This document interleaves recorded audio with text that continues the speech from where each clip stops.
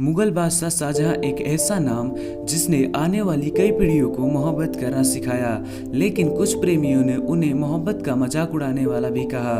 शाहजहां स्वयं मुसलमान थे और उनकी प्रजा हिंदू। उनकी प्रजा ने ऐसा साम्राज्य बनाया जो लगभग पूरे भारत में फैला हुआ है।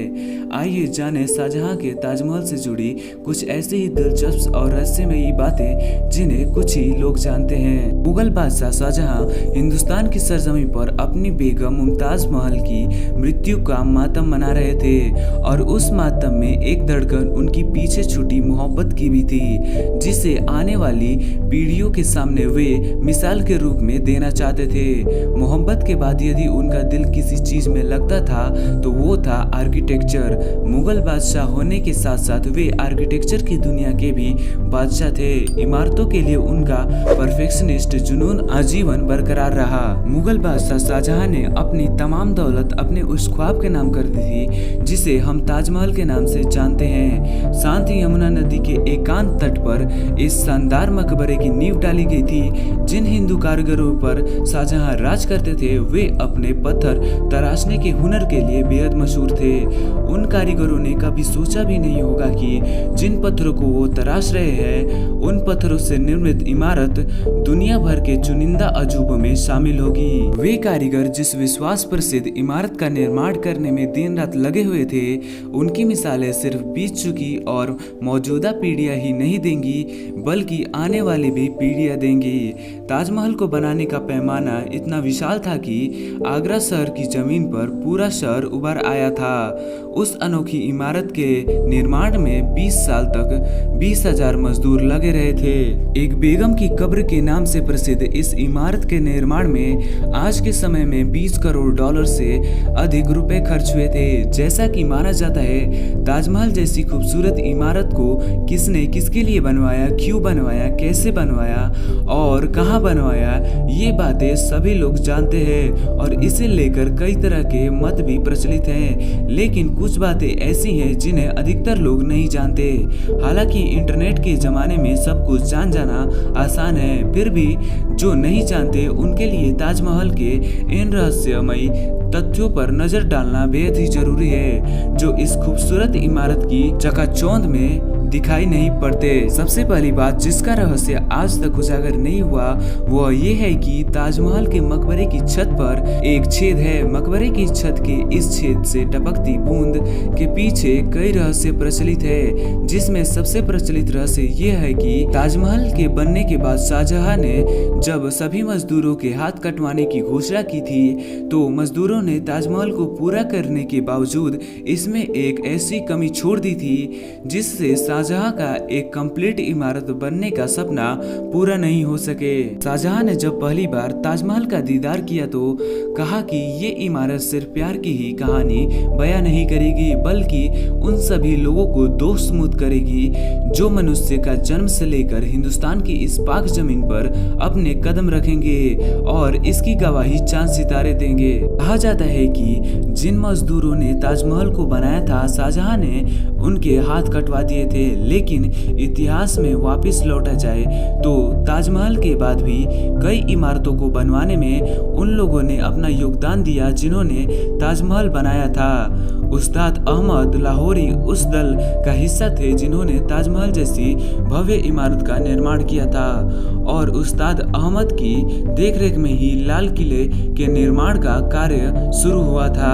यदि ताजमहल की मीनारों पर गौर किया जाए तो आप देखेंगे कि चारों मीनारें सीधी खड़ी न होकर एक दूसरे की ओर झुकी हुई है। इमारतों का ये झुका हुआ निर्माण बिजली और भूकंप के दौरान मुख्य गुंबद पर न गिरने के लिए किया गया था। कुछ लोग तो कहते हैं कि चारों मीनारों गुंबद को झुककर सलाम कर रही हैं, इसलिए झुकी हुई हैं। क्या आपको मालूम है कि एक बार ताजमहल को बेचा भी जा चुका है? बिहार के सुप्रसिद्ध ठग नटवर लाल के बारे में यह कहानी प्रचलित है कि एक बार उसने ताजमहल को मंदिर बताकर बेच दिया था।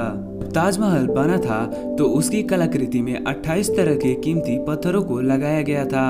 उन पत्थरों को शाहजहां ने चीन, तिब्बत और श्रीलंका से मंगवाया था। ब्रिटिश काल के समय इन बेशकीमती पत्थरों को अंग्रेजों ने निकाल लिया था, जिसके बारे में यह कहा जाता है कि वे बेशकीमती पत्थर किसी की भी आंखों को चौंधियाने की काबिलियत रखते थे। किसी भी इमारत के बनने से पहले और बाद में जो बात सबसे पहले हमारे मन में आती है वो ये है कि इस इमारत के निर्माण में खर्च कितना आया था।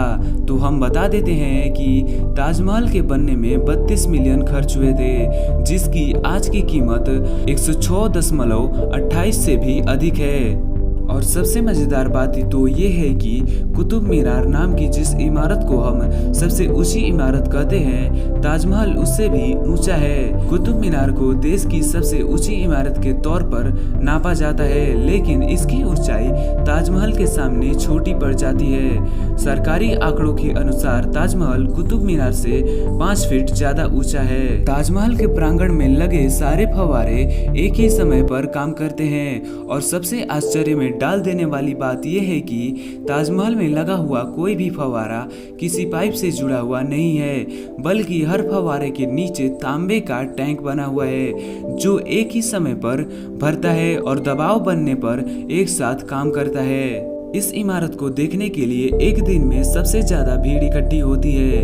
पूरी दुनिया में कोई ऐसी दूसरी इमारत नहीं है जहां एक दिन में इतनी सैलानी इकट्ठे होते हैं। ताजमहल को देखने के लिए पूरी दुनिया से 12,000 के आसपास सैलानी हर रोज आगरा की ओर रवाना होते हैं। शाहजहां के उस सपने के बारे में आपको मालूम है जो उन्होंने अपनी बेगम मुमताज महल के लिए नहीं बल्कि अपने लिए देखा था।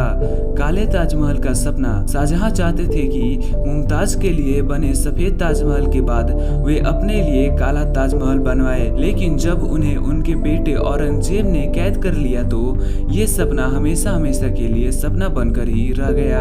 एक बात जो हैरान करती है वो ये है कि ताजमहल का रंग बदलता है। ताजमहल अलग अलग बार में अलग अलग रंगों में दिखाई देता है और इस हैरानी की वजह है ताजमहल का संगमरमरीय सफेद रंग का होना। सफेद रंग हर रंग में मिलकर उसी रंग का रंग ले लेता है। सुबह देखने पर ताजमहल गुलाबी दिखता है, शाम को दूधिया सफेद, शाम होते होते तक नारंगी और रात की चांदनी में सुनहरा दिखता है। कहा जाता है कि ताजमहल शाहजहां ने नहीं बल्कि समुद्रगुप्त ने 6वीं शताब्दी में बनवाया था। जिस जगह पर हम आज की तारीख में ताजमहल जैसी भव्य इमारत देख पा रहे हैं, वहां पहले शिव मंदिर था जिसे तेजो महालय के नाम से जाना जाता था और उसकी छत से टपकने वाले पानी शिव जी के शिवलिंग पर बूंद बूंद करके टपकता था। दोस्तों, आपको ये वीडियो कैसा लगा हमें कमेंट कर जरूर बताएं और साथ ही साथ हमारे चैनल को भी जरूर सब्सक्राइब करें ताकि ऐसे ही कमाल के वीडियोस की नोटिफिकेशन आपको मिल पाए। Thanks for watching.